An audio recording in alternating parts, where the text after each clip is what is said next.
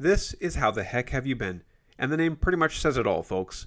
I call up a bunch of people I haven't talked to in years and catch up with them. I really hope you enjoy it as much as I have. But before we get to the episode, just a quick reminder, this is pretty much a one-man show, so if you do want to show some support and you've appreciated it, just head over to artbymarker.com and buy some cool art, because it all goes right back to me, so win-win. Thanks, guys.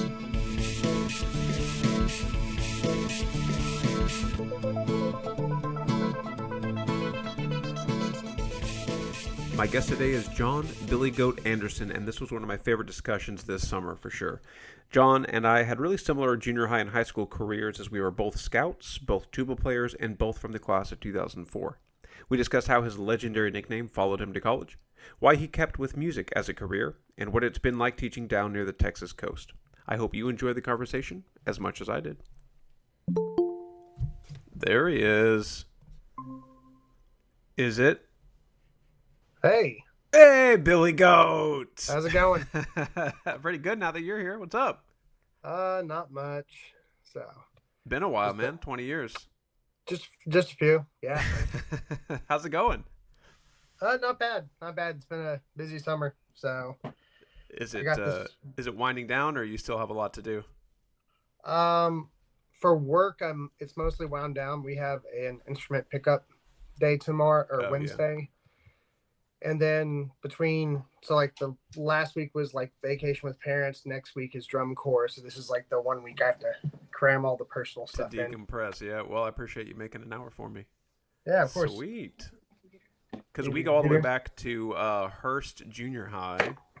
Yeah. Oh man, that sectional room with who all was in there? It was Ben. Ben something burger. Chris Resnick. Bailey Mata, me. Bailey was. I always think of Bailey as a year below us. No, she was in there with us. Yeah. And I thought she was in the bell band with us, and she wasn't.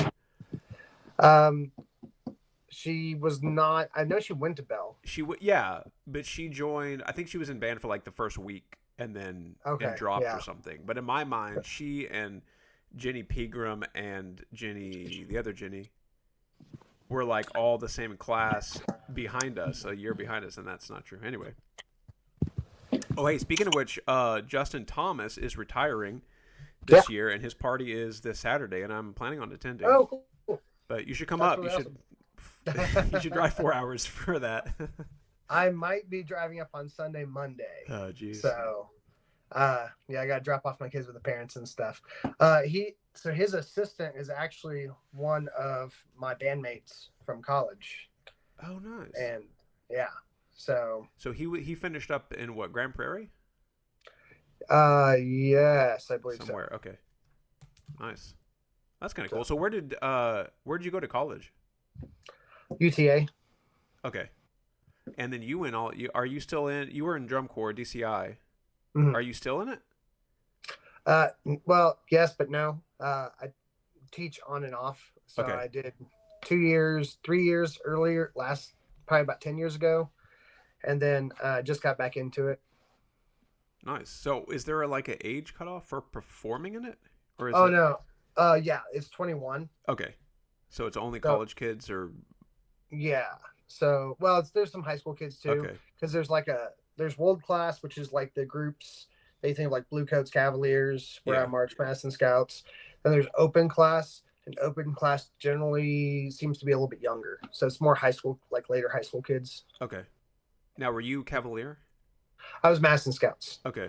For some reason, did you know Dirk Eldred by chance? I don't think so. Okay, no. He was DCI too, which I didn't realize. I worked with him at Office Depot, but I didn't realize he was in DCI, so I think he was maybe a Cavalier. Because I've seen him in green, but anyway. Fair enough. Yeah. So there was a bunch of us that started marching back then. I still every once in a while keep up with Casey Watson. Yeah. We'll talk every once in a while. I'm down here in Houston, so there's not as many people down here.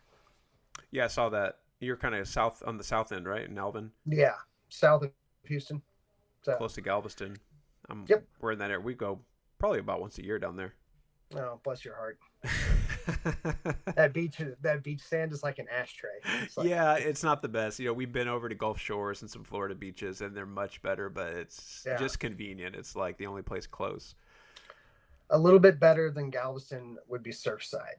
So Where is I would, that? it's just south. You just go further south on 288 Okay. out of Yeah. Houston. It's a um, little bitty like town and whatnot. So we usually a lot of times for the family stuff, we will take the kids down there and rent like a beach house and Yeah. stuff. It's a little bit nicer beach. The waves are a little bit bigger. Yeah, If you want to surf. we hadn't been in a couple of years, and we had just done like Gulf Shores, Disney World, Florida stuff.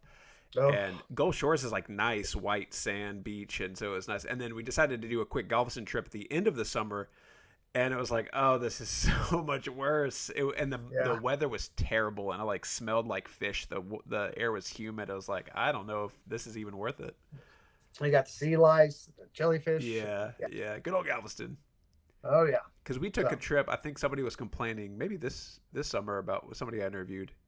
They had done like a ski trip the last couple years at LD with LD Bell Band, and then or maybe Hershey Junior High, and then the year we got there, they decided to do a Galveston trip instead.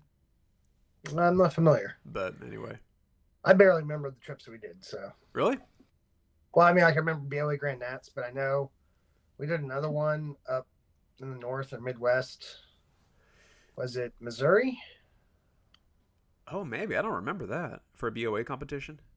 No, for like a spring trip. Oh, okay, now now I was just like, you don't remember the trips? I don't remember that one either. That might have been our junior year when we like because if our sophomore and senior year we went to Indianapolis, Right, and right, so right. I think our junior year they took us somewhere up there. Missouri sounds familiar now that you mention it. Branson maybe. That's a big place. A lot of Yeah, bands.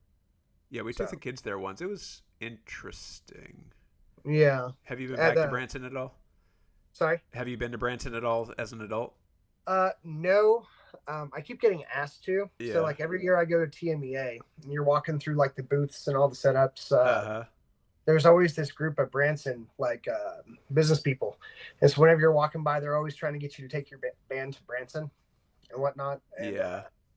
so It it's very it was interesting. it was a pleasant trip. It's kind of like the poor man's Vegas. Yeah, I Like suppose so. there was like a lot of shows, there was a lot of entertainment, but it wasn't all nice. It was kind of like run down a little bit. It's But a cool place. I think yeah. they've got like a Six Flags close by and whatnot. So No, it's um, there's some other the theme park was really cool. It's the I forget what it's called.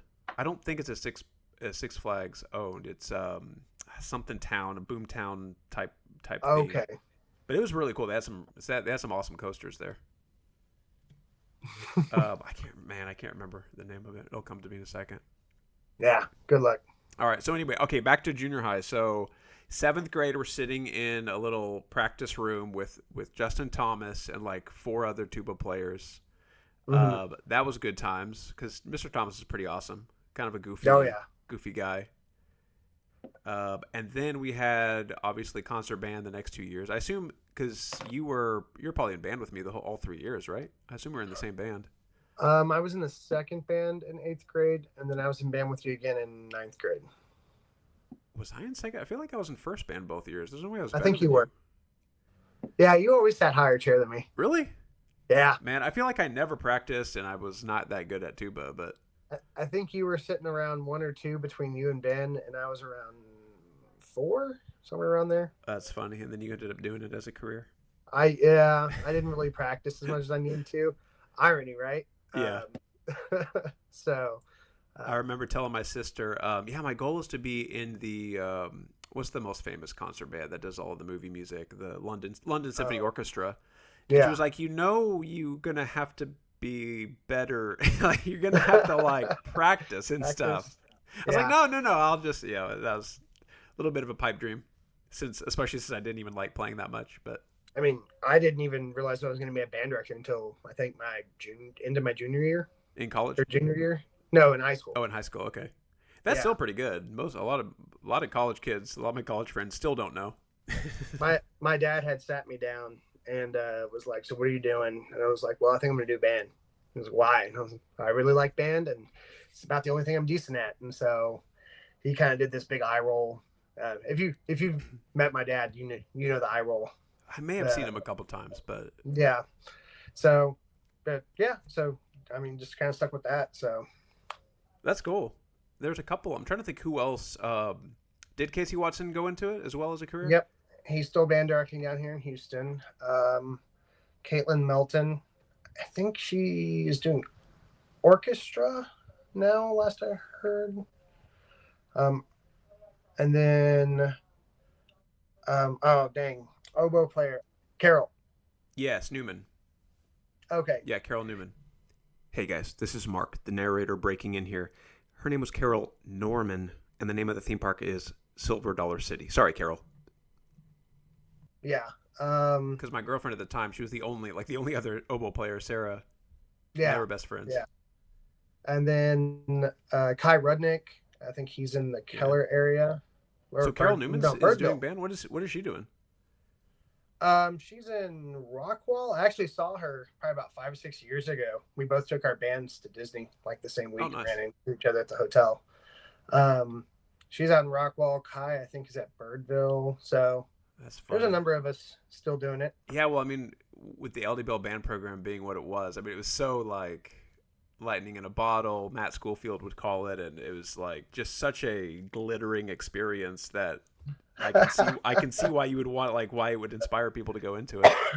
Yeah, the inspiration part was definitely there. It was funny actually becoming a band director because, like, when you're in, Hearst Junior High, LD Bell, and whatnot, it just kind of feels like, oh, we just learn our music and we go to contests and we get a one. And you just win first or second every time.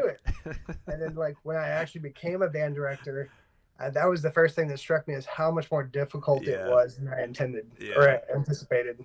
Yeah, I bet. Because they built that program, year to year. Oh, yeah. They had Earnhardt and they had Grzybowski and Youngblood was there for a while before. Yep. And he went on to, I mean, he was Mark TCU. Youngblood, like, wrote for NFL teams, and he was a big deal. Mm-hmm. Worked at TCU also. Okay, yeah. Because I remember we got to record. They never used it, but we recorded a chant because he wrote the Texas Houston's theme song and fight song or whatever you would call it. And so I still remember chanting Houston Texans, and then the that popped up in my head like right when you mentioned it. Yeah. Because that was right. I guess maybe our junior year, whenever that team was forming, we were still in high school. Mm-hmm. Are they still in Houston, or didn't they become? Yeah, they're still in Houston, right? The Texans? Yeah. The Houston Texans are still there. They up until recently, they had like kind of like a drum corps brass band style thing, like marching band, drum line, brass, the whole shebang. And this year, actually, they cut their wind section. So they just went back down to just a drum line. Huh. So it's kind of a bummer because there was a lot of band directors in the area that I knew of that played in the group. And they would rehearse on Sundays and play, and I'm not sure why, but they totally got rid of it. Huh. Yeah, some of the decisions in the NFL make you scratch your head sometimes. Yeah, the teams and cheerleaders and bands and stuff. Yeah. All right, so you were kind of a character in high school too. So you had, all right, so your nickname was Billy Goat. Now is that because you already had facial hair at the time, and like I'm trying to remember, what was that? I didn't have facial hair until I was like 28. Oh, okay. 29. So I think I remember the sectional where it happened.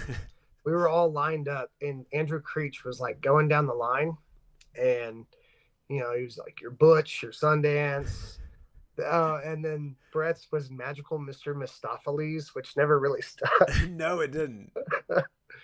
We ended up going with Waldo. Oh yeah, it was Waldo. Yeah, that's right. Yeah.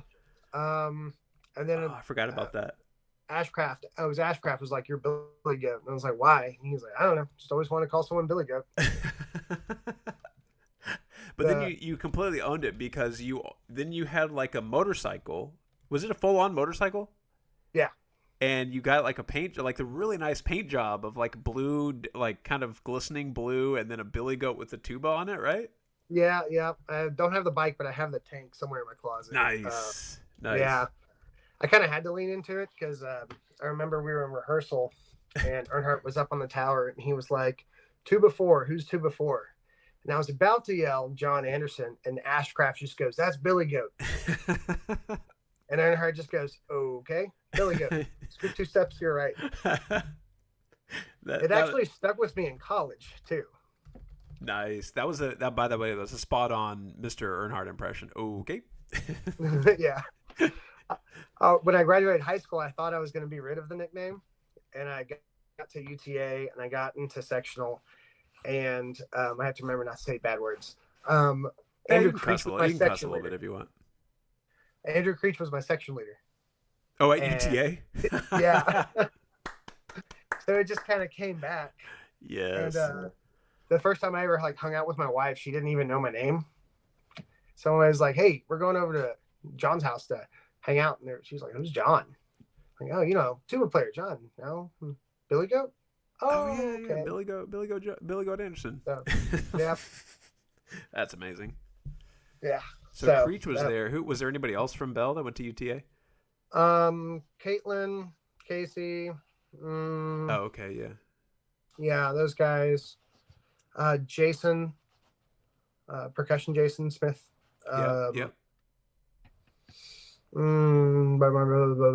That's all that's coming off. I know there were more. That's the only ones coming off the top of my head. There were a couple people who just came in for 1 year and then transferred or something. Yeah. I was the opposite, so I got to UNT and I was like, wait, I don't have to do anything. I can just take classes and then graduate. And so that's what I did. No band, no I guess I took advanced classes, but other than that was about it. College band was a whole different experience. I went to UNT, and so it was like a huge deal. Music was huge there, and I didn't want to be, it's not the career path I wanted. So I was like, it's either all or nothing. So that's fair. Nothing. Yeah. No, I always encourage my students, even if they're not doing music, to do college band, because that was one of the most fun musical experiences, because that was, you didn't have contests, but you still performed. It wasn't, going from where we were at Bell to college level was, it's in general, it's usually easier than high school. Yeah. Compared to Bell, compared to most high schools. Really. Right. I got to college, I was like, oh, none of y'all know how to write. My college roommates, I would help them edit their basic English essays. I was like, you guys don't even know how to combine two clauses? All right, this is gonna be easier than I thought. Yeah, so in high school motorcycle. Oh, floor crew. You see my shirt? Hold on. Oh. Check it out. Nice. So you and I were in floor crew together. So for those who don't know, there's Winter Guard, which is all the flag chicks who, out of marching season, they do their own shows in gymnasiums. And so they will design these extravagant tarps to lay down with designs on them. And then so they just get all of the color guard boyfriends to go and carry the tarp for them and lay it out. So that was fun. Yeah. It's funny how that worked out, because I never did color guard. And then my first job teaching, I ended up teaching color guard. And it was kind of because I had a dance background, and the fine arts director was like, hey, we just want you to, air quotes, supervise the color guard. And it turned into me teaching the color guard. I didn't know anything. This was my first year teaching. And so the students had to teach me as we went. So there's nobody else there? There's no other adult? I was in Victoria. And people only leave Victoria, really. No one really goes to Victoria. It's not a magnet city. Yeah. So it was kind of just kind of figure it out. And that was really the only choice. It actually ended up being a lot of fun. So never got to hang a weapon, but, got flagged down pretty okay. So I probably did Winter Guard. I think I did directed Winter Guard 3 or 4 years. Yeah. So that's a lot of fun. Yeah. It's one of those things I wish I had done it, because I didn't realize how fun it was until I taught it. And then I got to do the work with the kids and stuff and teach it to them and write a little bit of the work. We were at an easier novice level. And it was just a blast. I was like, man, I really wish, because all my guard friends would tell me how much fun it was. Yeah. And then I was like, man, I really wish I had gotten to do that. So. Did we have any guys at Bell do it? I don't think there were any guys. I don't think we did when we were there. Yeah. I think it was just girls. So. Did they allow boys at Bell? I feel like they would have. I don't think so. They may have had to. Also, if somebody pressed the issue legally, they may have had to. Oh, well, that was, that's back when there were cymbal chicks, right? Yeah. So, Yeah, we don't Man, discriminate. You can be a 20 years ago. Yeah. It's crazy how those things change. Yeah, who were the cymbal chick? There was like Allison Owens and Hillary and yeah, Hillary. And I ran into her at the gym the other day. I didn't say anything. I probably should have, but yeah, that's funny, man. I'm curious how many people from high school I could like walk right by and never even realize it was Right, them. right. So Probably a lot. yeah, because there's so many people that you just don't even think about that you like went to school with, and I mean, for like I said, for me, it's a little bit harder. So because I'm so far away, but Yeah. it's always I've ran into a couple people when I've visited up there because I've been down here since like 2009. 2009. So yeah, that's a long time ago. yeah, Just 5 years after graduation. I don't consider myself a Houstonian. I just want to make that clear. So. I appreciate it. It's not a. I remember my sisters and I, with my wife. I don't know if we were married at the time, but I think regardless, I told her, yeah, we're gonna go down to Houston and for vacation for like a long weekend. And she looked at me, she's like, why? Like, I will say the food is like way better. Okay, that's good. What are y'all known for down there? Me and the missus, we like Peruvian, Mediterranean. Oh, okay. I tried a Paki restaurant down here. That was like some of the spiciest food I have ever eaten in my life. It's just like if you can think of it, you can find a restaurant down here from another country. I mean, it's like a massive city, right? Population-wise. Mm-hmm. Yeah, the traffic sucks, and the city isn't as clean. The city, not even close. The city's not as clean. So. Oh, okay. Yeah. Yeah, I mean, I guess that comes with big cities. Bigger cities. Isn't it like number 5 in the country, size-wise? I thought it was like 3. Yeah, it's up 4. There. It's definitely top 5. What's crazy is the county is actually bigger than the state of Rhode Island. And you can fact check me on that because I'm like 95% sure. Yeah. So I bet I believe it. And y'all have my friends did the Renaissance Fair that's down close to there. I think just to the north, right? Like I'm not sure. I haven't been to a Ren Fair in forever. Okay. Yeah. Good stuff. All right. So, anything else about LD Bell? Badassing it. Protect your peace. Protect your peace. Yeah. This will be on the quiz. Okay. So strangely enough, the high school tuba section I teach, like my kids, started saying that, and I did not tell them about this. You didn't introduce it? No. And they started saying it. I was like, all right, well, I get something special about tuba lines, I guess. Yeah. Maybe Creech like reached out to a couple of your students just to make sure they used it. That was funny too, because I thought those rules were like set in stone from the beginning of time, but I think they just wrote them that year we went. They like typed them up because a lot of them involve us. I was like, in my mind it was like deep traditions of the tuba line. I've got to find that shirt, the black T-shirt with all the rules. Was that the one with the rules? They on the may back? have, yeah. And then we had my friend Christian, who didn't go to Bell, but he drew I posted on Facebook a while back. He drew like this army guy with the tuba. I remember that. That may have been that one. Man, I need to get that made again because that was a pretty sweet drawing. There was that, and then Steve and Andrew did an album of tuba music. It was just the two of them, and they had like Super Mario songs, and they had Zelda and Tetris. I think I downloaded it onto my iTunes. I still have them. I'll insert some right here. All right. Oh, okay. Oh, never mind. Okay. I'll edit it in. Just say, wow, that was cool.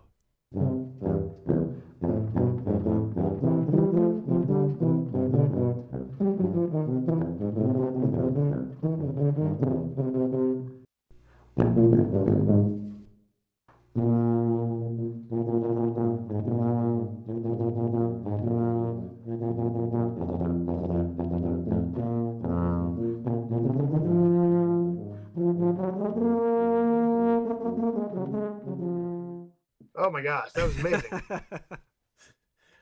So, yeah, we did nationals, as you said, sophomore, senior year, and then junior year we got second only to Duncanville. Mm-hmm. Stupid Duncanville. There are 200 band members. No, they must I think 300. We were like 200. Yeah, we had 200. They had like 300. Yeah, They were they're huge. really good though. And I think the rain screwed us over too. Well, we didn't get the chance to perform in finals. Oh. So they Yeah, used so they our took the prelims. lame. What was that? They came from that taco tuba. I don't Because remember. there was a tuba player from another band that had fell, and like I think someone like sat on his bell after he fell. Um, yeah, it was some. That was a brutal day. That was back when it was like that may have been the last time it was on a grass field. Yeah, and then they went to AstroTurf. I I think think we had so. some falls, didn't we? Yeah. We always had falls. No, come on. We Oh, were let's see. great. Oh man, there was it Joseph Lacey? He did like a GI Joe Army roll at like BOA San Antonio, Yeah. and then He I was remember Jenny trombone, right? Pegram. Yeah, trombone. Or no, euphonium. I think Oh, euphonium. maybe. I remember. Wow, this isn't really a fall, but Jenny Pegram barfing on the Yeah. field, Yeah. like prelims and then finals. So there was always a little bit of extra GE. You know, Uh, what was she? Was she just nervous or was she sick? I think so. I don't know. She said she felt fine. She just kept like right after God, performances. she was funny too. Mm-hmm. It was while we had like two girls that year, like never Jenny in and the Jenny. history, and then instantly, good times. All right, Oh yeah. so let's see what else. Okay, so you went to UTA. Did you just primarily do band? So you said you wanted to that's interesting because you said you knew as a junior in high school. That was kind of how I was with the English teacher, which I think is unusual, Mm-hmm. right? It's like most people I, don't choose that early. I mean, I think a lot of people do, especially nowadays. I think a lot of people do. I think a lot of people just change their minds because, like nowadays, just being in high school now, they push kids like freshman year. They're like, all right, you got to decide your path. You know, you're doing engineering thing or you're doing a fine arts thing, and they've got like these whole courses laid out, these tracks for them to go through high school. And it's like, well, what if the kid changes their mind? Yeah. So, And I worked at an early college high school where you can basically graduate with an associate's degree by the time mm-hmm. you graduate high school, and that's even that speeds it up even 2 more years. So you end up graduating with a undergrad as a 20-year-old, Yeah, it's and crazy. and then they go teach, and they're like 2 years older than the kids. Oh man, that was me teaching because Yeah. I was a year behind everybody. So like, because I started school in Kentucky, so I was a year behind when I came back to Texas, Oh, and I okay. think my first year I was teaching high school, I was 22. Yeah. Yeah, I remember I taught at my first year was at Grapevine High School, and I went, and teachers were allowed to skip the line at the lunch line just to Mm-hmm. get a meal and get back. And so I got yelled at by the lunch lady because she assumed I was a student. She was like, get back. I was like, no, I'm a teacher. I think it was a Friday when we didn't have to dress, casual, or we got to dress casual.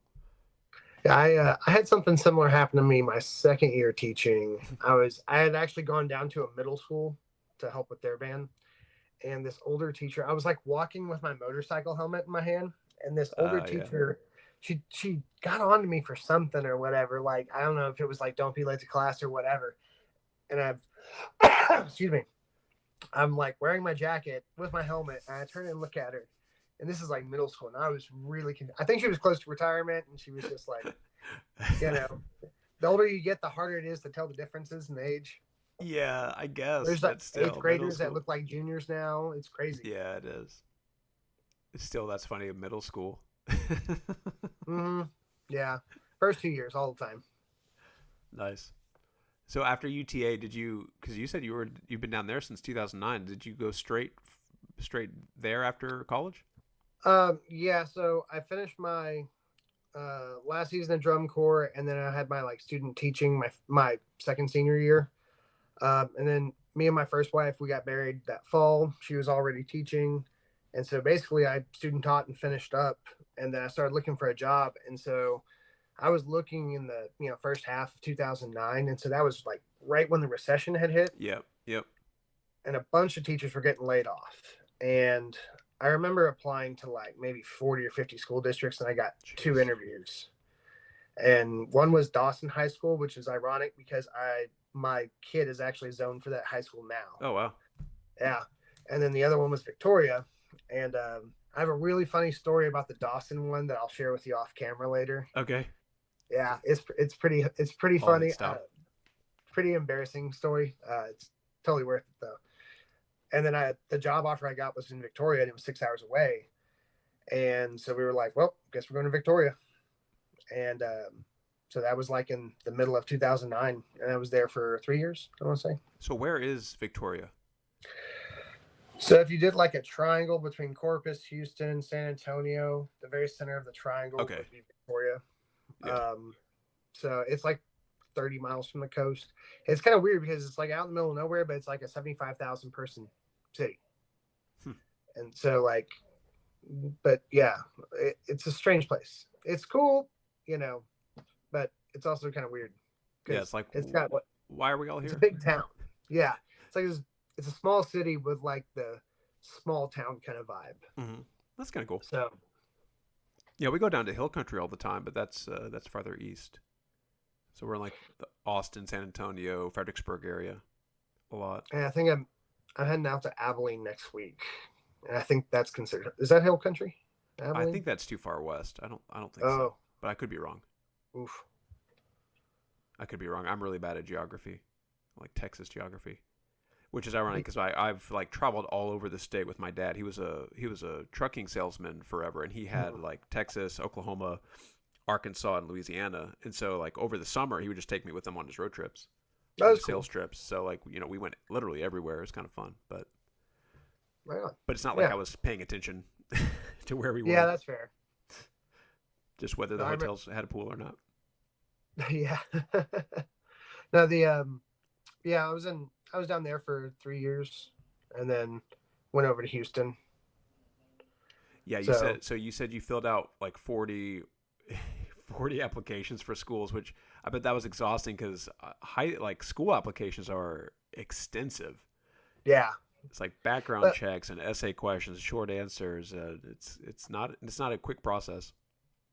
I didn't think about this when I was in college, but there's only a few band director positions in a lot of districts. True. And then if no one's leaving, there's nothing open. And so, so I talked it over with my parents and stuff, and they agreed, like, when something comes open, just jump on it. So I was afraid to go late into the summer without a gig, because at this point I already had a child. Mm-hmm. So I had a daughter, Kaylee Madison. And so I was just looking for a job, and I was like, all right, cool. 5A school down in South Texas. Got to put food on the table. Yeah. Feed this kid. I've been pretty much been by the coasts ever since. Nice. I like that area. I mean, I like that part of Texas. Yeah. It's the Victoria area I'm not a fan of, but like the Houston area, Corpus is pretty nice. Yep. So it's nice being down by the water. It's also nice not having to worry about tornadoes. Yeah. So, yeah. Although when they do happen down here, everyone freaks out. Like, see, okay, I do not ever get worried about tornadoes. I should. I also don't worry about flooding it. Like, I don't respect the destructive power of nature enough. But tornadoes, it's like statistically, it's so unlikely, even if there's a tornado in your area, that it's going to hit your house. That it's going to be one of like the 50 people that are affected by it out of however many thousands are in your town. I don't know. I was trying to explain to my head director, and I was like, it's a funny thing because when you're in Dallas and there's tornadoes, like, yeah, it's like you said, everyone should respect it more. But I mean, like, how many times did you ever hear there was a tornado warning and then walk out in your front yard and look around? And nothing. Yeah, exactly. Yeah. You're like, well, I can't see it. So every time. So, or it'd be like, oh, there's hail and a tornado warning. Let's go collect hail. Yeah, my cousin just visited to visit with my dad and stuff, and we had a little swim party, and it was like 85 degrees, 90 degrees, swimming weather, fine. And within 30 minutes, of course, the storm clouds rolled in, and it was hailing like, this is big, like ping pong size, the biggest I've seen in a while. And like, smashing the pool water. He's like, oh my God. And he's looking at us. He was like, are you seeing this? Like, yeah, it's Texas. It's fine. He's like, you're used to this? This is normal to you? Like, yeah, a couple of times a year. Yeah. The big thing down here is, of course, the hurricanes. Yeah. And I've been down here since 2009. I've yet to go through a hurricane. Well, how close to the coast are you? You're not that close, are you? I'm about 30 miles. Oh, okay. Yeah. So when Harvey came through, I mean, because I hadn't been through one. and I still considered myself, from DFW. And so when like Harvey came through, I was like, screw that. And I left town. Yeah. I went back up to DFW, went to Florida. We had like a week. So that's the nice thing about people, hurricanes is we know they're coming, right? That it takes a while and we have some but notice. the funny thing is that people don't leave. Yeah. Like, I don't know. Have you ever heard like a hurricane party? No, but I'm now picturing it instantly in my head. So basically, like the few days before a hurricane down here, and my wife, she lived in Florida, and so she said the same way there. They have hurricane parties, and so basically everyone stocks up on like charcoal, things you can barbecue and booze like 3 days before. Everyone just rides it out, and they assume they're not going to have power, and so everyone pretty much just eats meat and gets drunk down here. It's pretty cool. Which is funny because that's the one thing that I would worry about, because hurricanes are so huge and widely destructive. Like they could take out entire cities and do regularly. Yeah, it's yeah, I was like, screw this. I was out. So I'm out. It flooded like crazy. Yeah, because I've got some. In fact, my cousin's dad, my uncle and aunt, they live at Lake Worth, Florida, which is right against the coast, and so they're regularly leaving town and coming to visit us during hurricane season. Yeah, my wife has she's had the balls to stay for hurricanes a bunch of times, but I do not. So she wears the pants when it comes to that. Yeah. Well, tell me about her. So do y'all have any meet cutes? Did you meet in college or later in Houston area? So, this is my second wife. We met in college, and we never actually dated in college. Mm-hmm. We were just friends. So, they can't see the air quotes. Yeah, air quote. Okay, yeah. So we were friends. Never actually dated or anything. She was actually at my first wedding because my first wife also went to UTA, and she was in Tau Beta Sigma. I was in KSI, which are like the service fraternity and sororities for the band. So like instead of at band boosters, you'll have those groups, and they build props and they fundraise and they fix stuff. So, nice. So she was actually at my first wedding, and then I got married, went to Victoria. She went to Florida to go do the beach thing, and me and my first wife had already divorced, and she was living in Florida, and I was working at Santa Fe High School, and we did a band trip to Disney World, and I had posted something like, "Hey, yay, band trip to Disney World," which is fun, by the way. It's not as fun as you would think, though, when you're the teacher there. Yeah. So it's fun, but it's exhausting. Do you get to ride any rides at all? You get to do some stuff. Yeah, right? But you're always on the lookout for some kid doing what they shouldn't be doing. Yep. Yeah, tuba line stuff. What goes around comes around. Right. I can't ever get too mad when they do stuff like that, because I'm just like, oh yeah, no, I get that. So but yeah, so like she was there, and she was actually working at Universal Studios. She was a manager at the Bubba Gumps there. Oh, nice. And so she asked what day we were going to be there, and then she came out and hung out with me, and we kind of reconnected. And then over the next couple months, we talked, and then one of our mutual friends from college had a wedding, and I asked her if she wanted to go with me. And so she drove back to Texas, and we went. That was like our first date, was going to our college friend's wedding. And then for some reason, we decided to date for like 6 months between Florida and Houston. Ugh. And then after 6 months, she moved in. So nice. So she came to you. Yeah, she came over here. She's originally from Texas, so it was nice. It was easy call for her. So cool. Yeah, so it doesn't sound like she had much roots in Florida. She was just out there to be out there. What was she doing at the time, career-wise? Waiting tables, restaurant management. Yeah. So, bartending, that kind of stuff. Nice. So you have kids with her as well? Was your first daughter with your first wife? I have 4 kids. What are you doing, man? Too many. Yeah, right. I tell them that I have too many damn kids. They're all girls, and they're 9, 11, 13, and 15. 9, 11. Oh, wow. Okay. Yeah. Yeah. So the older 3 are with my ex-wife, and then my youngest is my wife's daughter. Nice. So are they all living with you? The other 3 live with their mom. Okay. And and then my wife started lives with us. Yeah. So, Man, which was kind of 4 neat because it was like, girls. Ooh. yeah, it was actually like 3 years where I taught elementary, and so I got to have her daughter, my stepdaughter, come with me because she was in pre-K, kinder, and first those Oh, that's 3 years. cool. That's convenient too. Yeah, yeah. So No it was childcare. an interesting experiment. So That's because awesome. it was my first time doing elementary, which I was like, oh man, like because I had been teaching at Santa Fe, and that didn't go real well for other reasons. And then I left Santa Fe, and I was just kind of like, I just need something else. And Yeah. so the elementary job came open, and I was like, you know what, I'm gonna give that a shot. I could use a break. So were you doing music Was, class, I assume? yeah, Okay. yeah, and that was probably the 3 hardest years of teaching in my life. Well, it's a lot, right? I mean, you have like what, 6 different preps Yeah, it was exhausting for because each it grade was. level. I think I had because I had pre-K through fifth, so it was fun. Yeah. So I had 7 classes a day, and there were 2 minutes in between classes. No.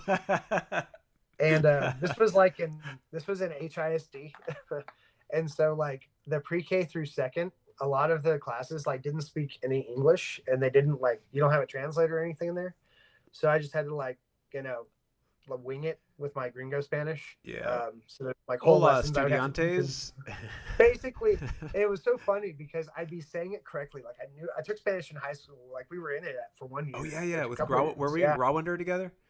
Yeah. That was a What was terrible your name? class.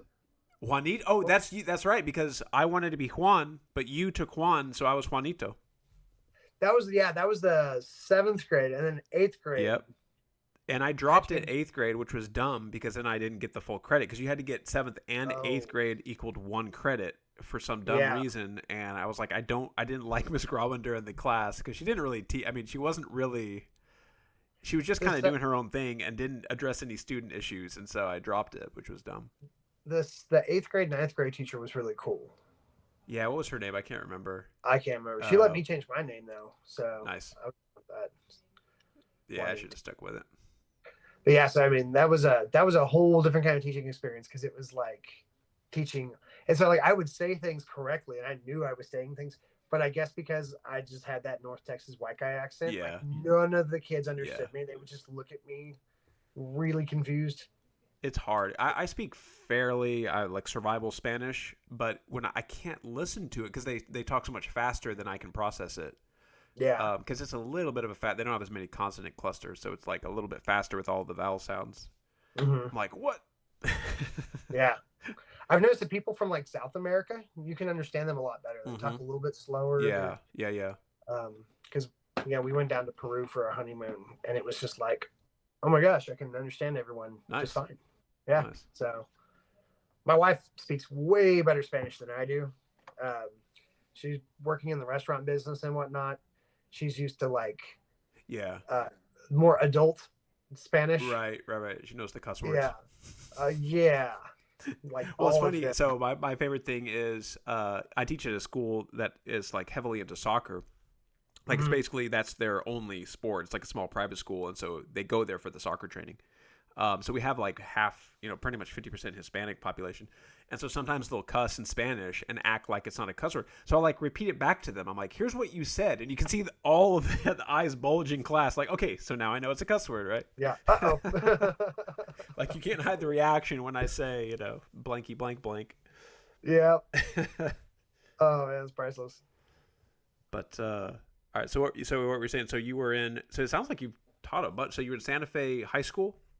Yeah. And then you went to an elementary in Houston, and now you're at Alvin High School. Did you have any other jobs in between there? I taught middle school for 4 years. Oh, that's right. We're 4 years. How many years have we been out of? It's been 20 because our 20 years coming up. Yeah. So, let's see. 1, 2, 3, 4, 5, 6, 7, 8, 9, 10, 11, 12, 13, 14. I've done 14 years. Yeah. You about there too? Yeah, except I took 3 off to be a stay-at-home dad. Smart. Oh, that's what I was going to tell you. So yeah, I've got 2 girls. I've got all girls as well. I kind of knew it was going to happen that way. Like I've always been surrounded by girls. I've got 2 older sisters. Most of my friends in high school and college were girls. And most of the people I work with when you're a teacher are girls as well. English teachers are mostly female. And so I just knew, like, our first was a girl, and when we got the announcement of the second one, I was like, it's gonna be a girl. I know it, and it was. So that's how I felt after my second one. Um, so I was just like, yeah, there's no way it's gonna be a boy. My oldest is about to turn 10. So any advice for the teenage years? Just go with the flow. Mine have been pretty easy. Like we've kind of made them like really independent. So like if one of them, like if the younger one has a problem, this sounds, this can sound kind of mean parenting, but if like the youngest one has a problem or something, she needs something, I'm like, that's why you got sisters. Go ask them. And so like they've taught each other like how to do things, or they help each other out. So that was one of the things that we did that really helped them get along a lot better. That's the benefit of having more than a couple kids, right? Is that it becomes self-perpetuating, right? It becomes they form their own little like tribe. Yeah. So I don't know how that would work with two though. No, it's not great too.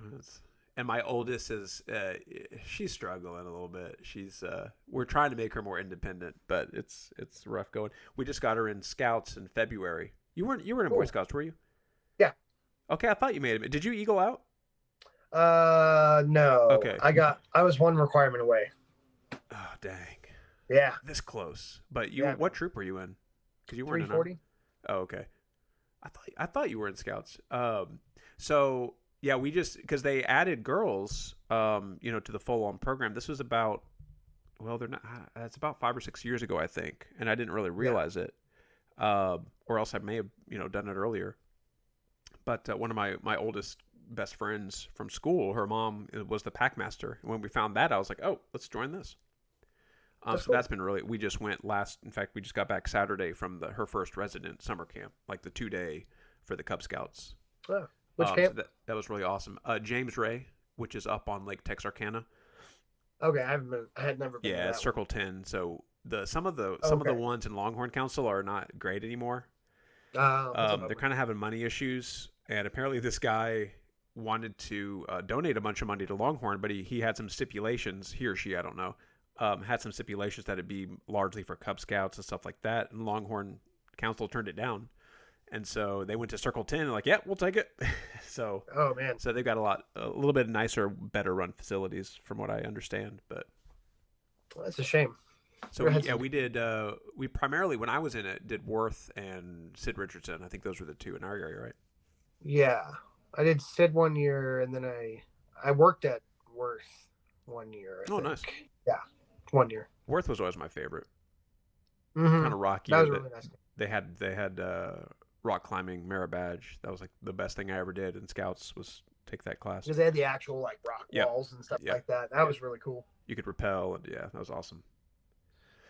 So yeah, I'm trying to. In fact, that you talk about independence. That trip on the summer camp, I was like, all right, we need to definitely work on this because, she's getting to the point where I'm like, okay, put on your shoes now. We need to get out of the tent and go. So you need to now be brushing your hair.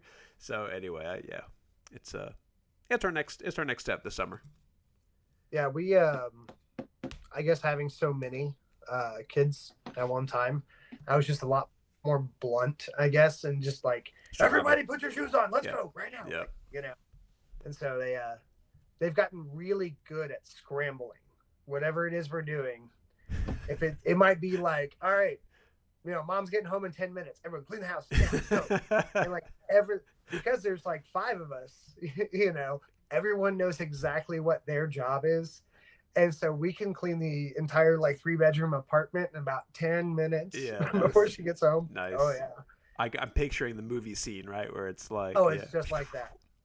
That's funny. So, there's some advantages. The other thing I was we forgot to talk about was the tuba line camp out. Did you go on the camp out that first year? That was crazy. That was speaking of stupid tuba line stuff. So we built a bonfire. Yep. And the ranger had to come tell us to tone it down, right? I think so. I'm pretty sure. I think that was partly my fault. Maybe you too, because we were both Boy Scouts. We're like, we know how to do a campfire safely, and we probably just kept adding. We did it too well. Yeah. I remember I got poison ivy on that camp out. Oh, geez. I shouldn't say this. I don't think I'm allergic to it because I've been on a couple campouts where we realized, like my friend Christian, he is terribly allergic, and so he gets it bad when he gets through it. Yeah. And I'm like, I'm pretty sure I was in that whole patch with him and never got it, but maybe not. So. Yeah. Someone threw a football and it ended up in this next to this guy's trailer, and I went in to go grab it, and then like. He was like, and then the guy like popped out of nowhere, and he was like, "Oh, hey, I think that's poison ivy." Like, oh, well, this is good to know now. Thanks for the heads up. So, like that next week, my whole arm was just covered in it, and it was like right at the beginning of sophomore band camp. Leaves of 3, leave it be. And then Steve, some Boy Scout I was. Yeah, I wouldn't have recognized it either. It would have. So Steve Pratt, I remember. You probably remember this too. He had a huge pimple on his chest. Oh, and we were like canoeing or something without shirts on, and somebody pointed out, and he pops it, and it like shoots out like 4 feet. I must have blocked this out. Yeah, we went like canoeing. I got in an ice machine at some point. That picture is still in my. Oh my gosh! It's in the yearbook from the high school I taught at a couple of years ago. They found like throwback Thursday teacher stuff. Yeah. And so there's some picture of me inside of a just the big ice bag. Whatever, the big machine where they keep all the ice. Yeah. And they're like, hey, Mindy Darren, crawl in there. Isn't it amazing? Like they would just be like, hey, guys, do this. And be like, oh, okay. Like, sure. You're an older kid. I'll do whatever. Freshman year of college. What was it? Man, I was so dumb. Creech was like, hey, Billy, bet you can't fit in that tuba case. I was like, bruh, of course I can fit in that tuba case. They ended up wheeling it down through the halls of the music department building. They stuck me in an elevator and sent it to the 3rd floor where the flute section was. Like alone? Were you by yourself? Well, yeah, because like the doors open, and then the flute section just heard the, hey guys, can you all let me out? Nice. So, I don't know why I ever believed that was going to end any other way. Yeah. That's awesome. To be young and naive, right? I wish. All right, well, we're getting close to time, and I still have a quiz. Oh, okay. And we need to get. I'll end the recording early, and you can tell me that story because I do want to hear it. Yeah. Any other funny classroom stories in the actual in your teaching career? Probably my first day teaching was the most memorable. When I took that job, I got told that I had to do 2 classes of classroom piano, like freshman piano. Nice. And I had like, I was like, yeah, Mr. Cool Teacher and stuff. And I, like you care a lot about like what the kids think and stuff like that instead of just doing your thing, right? And so I had this like survey, and it's like, what's your opinions of the class? So there's like a 1-week survey. What's your opinion? Or no, first day survey. What's your opinion, of me as a teacher? Da da da da. And one student, female student, had written like some horribly inappropriate things on there. And this was like my first day teaching, and I took it I had like my next classroom neighbor cover the change of my class or whatever, and I took it to the AP. She'd been teaching for like 40 years. I was just like, I like couldn't even form like sentences, right, and I showed it to her, and she read it. She was like, oh. And I was like, do I have to call her parents? And she was just like, oh, no, honey, you just go back to class. I'll take care of this. Nice. First day teaching. I was just like, I was so mortified. I hit a girl with a stuffed animal on the first day on accident.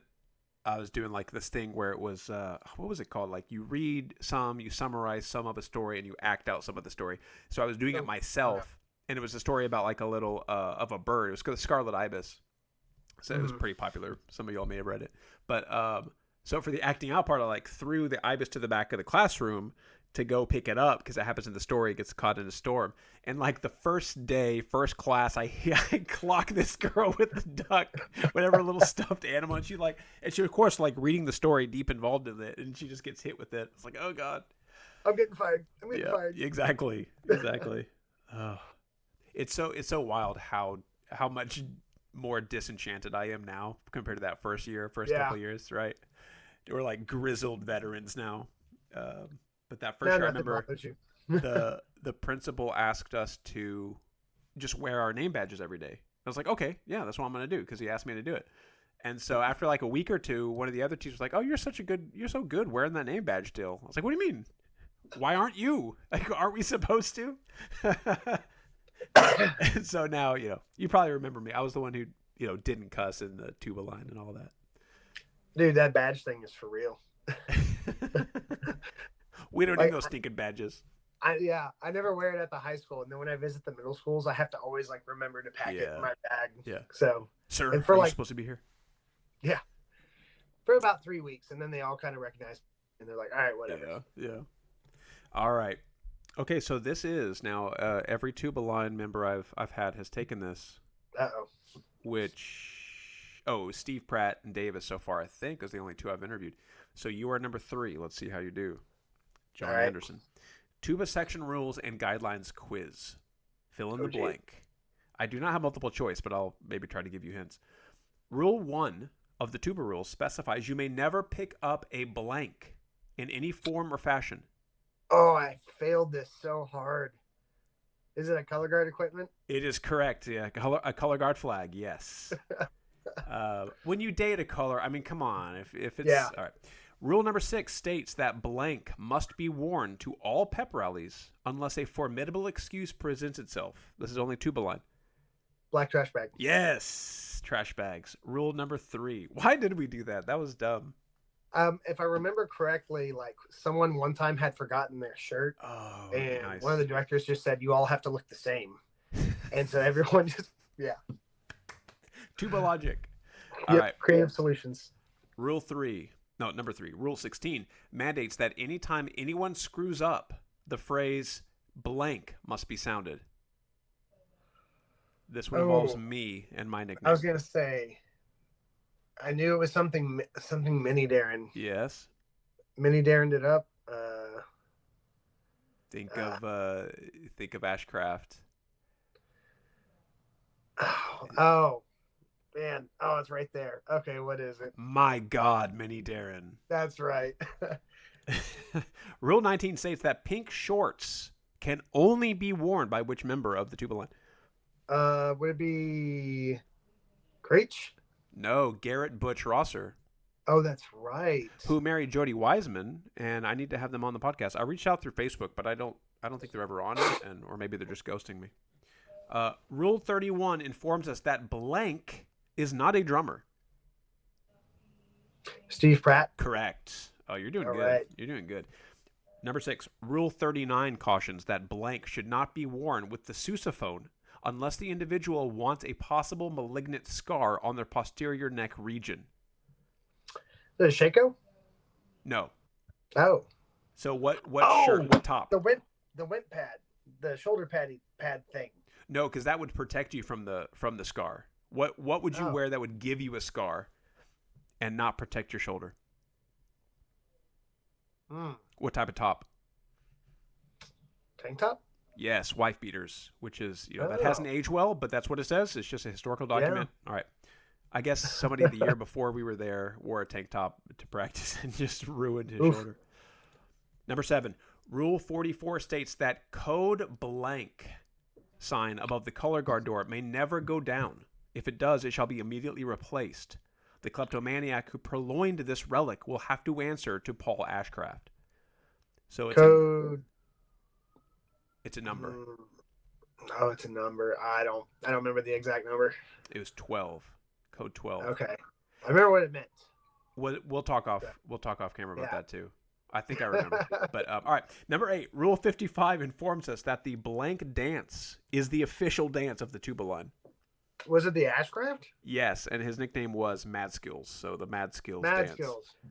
And I taught it to some of my high school kids last year. Okay. Yeah. That's a good one. Yeah. He was doing some stand-up comedy for a while, like posting stuff on Facebook about it. I need to reach out to him too, see if he wants to come on and talk. Funny dude. He was awesome.